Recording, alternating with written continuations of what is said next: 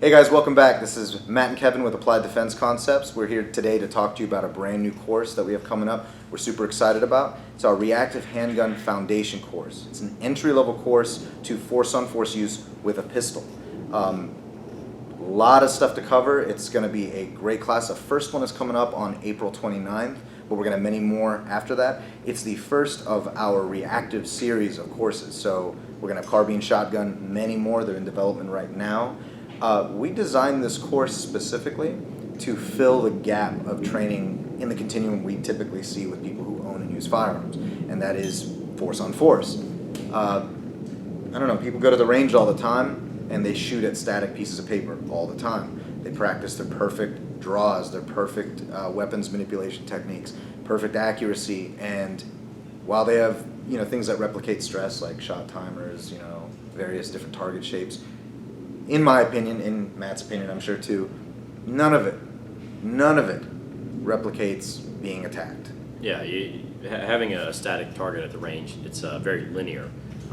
You're taught to shoot in straight lines, where only this is what's going on at the range. They also teach you certain colors should be engaged in certain scenarios, certain safe sizes, those need to be engaged at certain times. Simply not the case in real life. We're going to have no-shoot, no-shoot scenarios. We're going to have a variety of, our actors are actually going to be, our Op 4 are actually going to be yelling at you, shooting at you, throwing things at you, not just standing there. God, or doing nothing. Nothing. They may do nothing, and we've seen it quite a few times in training, and especially CQB training where there are shoot-no-shoot scenarios. Instructors will typically throw a person in there, do nothing. And because you know that, hey, I'm supposed to be shooting somebody right now, or somebody might be shooting at me, you have an overreaction response, which in real life can land you in jail, can get you dead. So we want to make the student think critically, and it's hard to make somebody think critically shooting at static targets, shooting at paper. That is to say, you should be going to the range. This is no way a replacement for range time, by far not.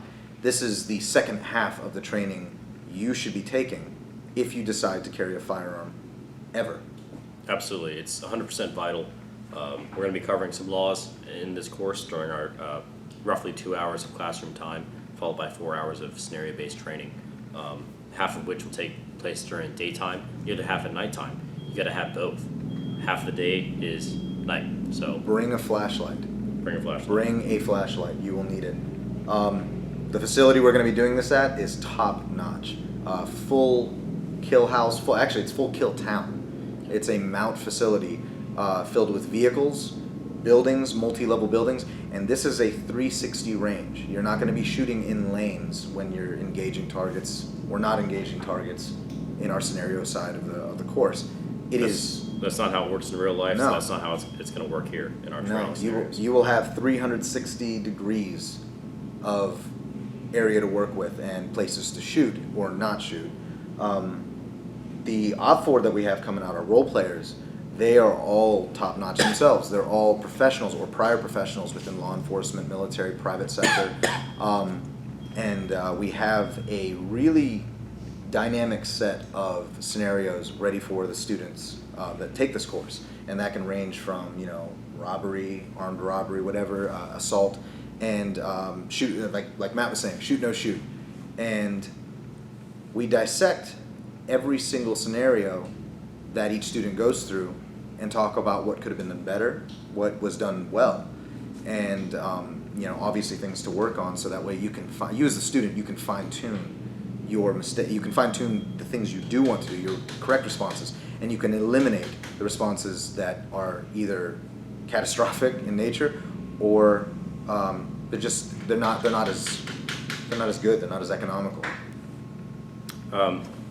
The tools that you see on the table here, these training tools, training aids, these are Airsoft blowback handguns.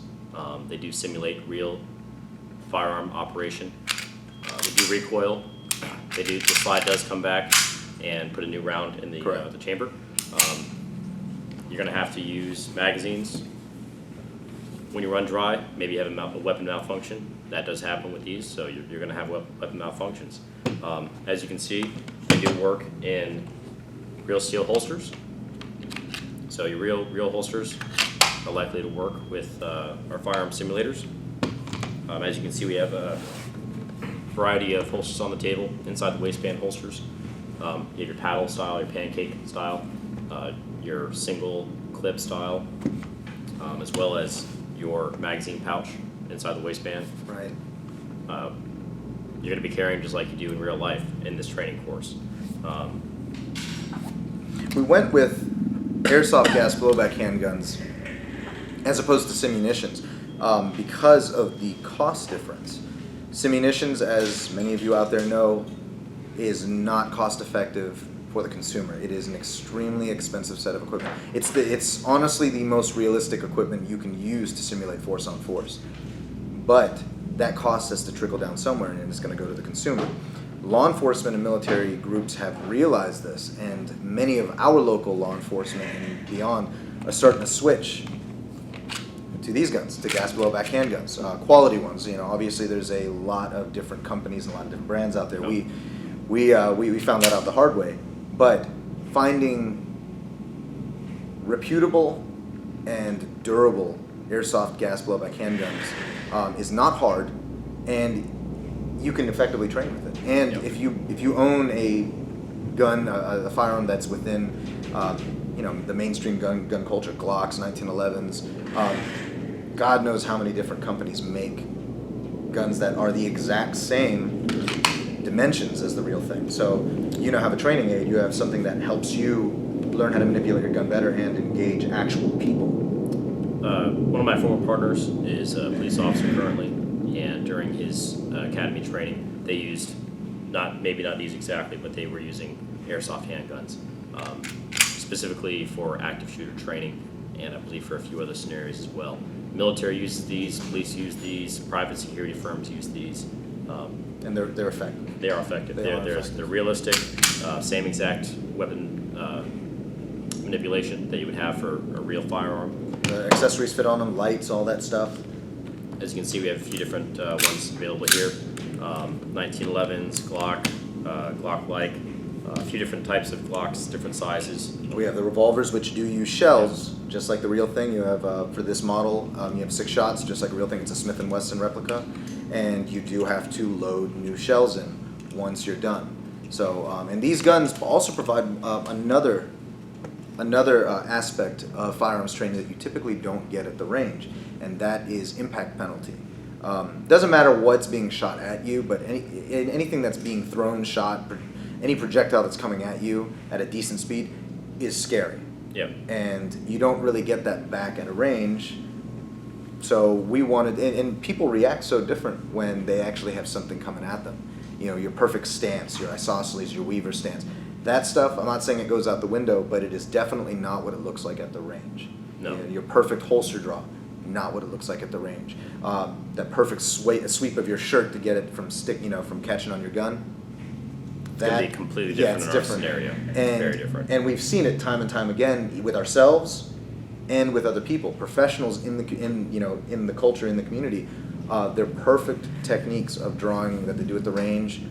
Their gun gets snagged on their clothes, they fall, they trip. You're going to see video footage of that. We're going to roll some in. Yeah, absolutely. And with protective equipment, here's our face masks for your protective equipment. Your eyes, mouth, your teeth, ears are going to be protected. With simunitions, I believe you should be wearing ear protection.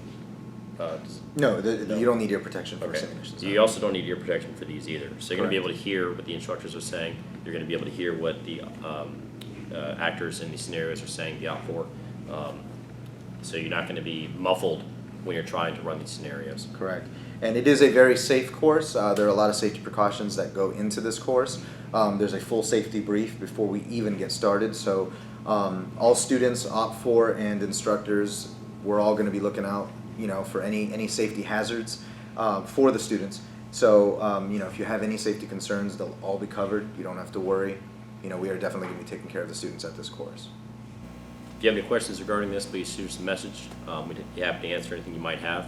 Any questions regarding when and where? Our first course is already full. So, Yeah, it's full. Contact us anyway. because we are going to have courses coming up very, very soon, and we'd love to get you guys signed up for I it. suspect it's going to be monthly. Yeah. Once a month. If not more than that, if we get enough traction with it. So if this type of course interests you, you can actually go on our Facebook page, and or you can contact us by email. Yep. And we can enroll you in a course, give you more information. We offer one-on-one training as well, so hit us up for that too. Hand-to-hand firearms and knife fighting, everything. If you do want foundation style training with your real sidearm, we do offer private courses for that. So we do take you to the range and show you the fundamentals of shooting. That's very important. We don't want to undermine how important the shooting fundamentals are. Those are important. Definitely learn those, but this is the second part of that training. Right. Yeah. Don't mistake this as a replacement for firearms training, because it is not. It is absolutely not. You need to go to the range. You need to learn how to use your particular firearm and many others effectively and safely. Don't think that this is going to cover all of that, because these aren't shooting real bullets. What we really hope Reactive Handgun is going to do is alter the mindset of the student to perceive confrontation more accurately. We don't want to spread misconception that drawing your firearm and using it as you would at the range is the same that you would do in reality, because it's just not the same. The fundamentals are learned at the range. They're not applied exactly the same way in real life. And you're going to make mistakes. Everybody makes mistakes. You're going to have some issues drawing your sidearm from concealment, especially during these scenario-based drills. It's going to happen, and that's what needs to happen in order for you to better yourself in the training environment. Absolutely, and better to make these mistakes, even an unfortunate legal mistake, or maybe not being fast enough on the draw and getting hit. Better to make those mistakes in a controlled environment than in real life, where you only get that one chance to do it. And if you fail, you go to jail, you get hurt, you hurt somebody else, or possibly worse. Absolutely. This is Matt and Kevin with Applied Defense Concepts. Stay safe out there. We hope to see you soon.